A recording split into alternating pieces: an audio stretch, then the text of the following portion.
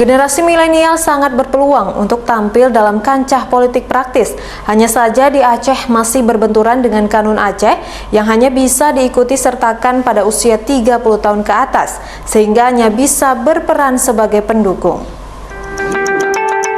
Generasi milenial menjadi penentu masa depan bangsa, namun masih banyak kaum milenial yang juga tidak terlalu peduli dengan politik praktis akibat dari budaya praktek kecurangan ataupun hal lain yang sering ditemukan dalam dunia perpolitikan. Bahkan generasi milenial cenderung sering dilibatkan dalam praktek kampanye gelap para pihak elit politik, sehingga membuat kebanyakan generasi milenial sering abai dan tidak mau ambil peran pada pesta demokrasi saat ini. Hanya beberapa saja golongan milenial yang mau aktif dalam politik langsung, sehingga banyak dari mereka ingin terlibat maju dalam pilkada nanti. Dr. Effendi Hasan mengatakan generasi milenial harus menjadi penentu pembangunan bangsa ke depan, sehingga banyak hal yang harus dilakukan dan melibatkan generasi milenial.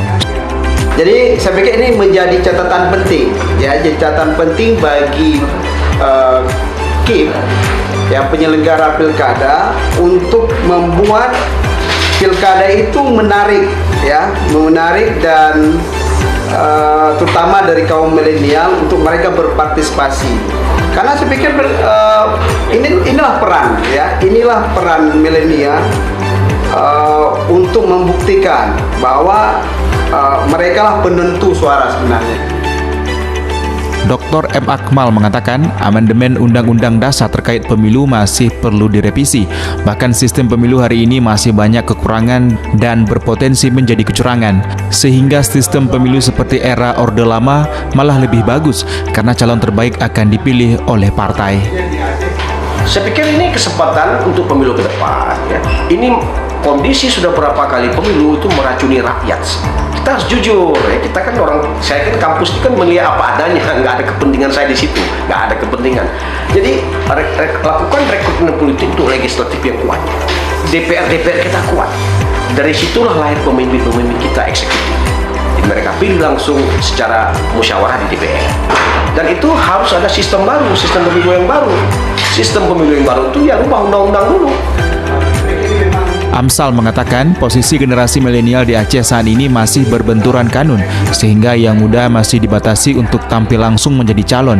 Padahal kenyataannya masih banyak anak muda yang aktif dan ingin terjun langsung dalam dunia politik praktis.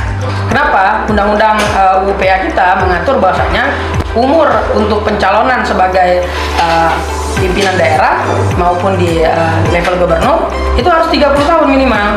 Nah, sedangkan di Undang-Undang Nasional itu 25 tahun.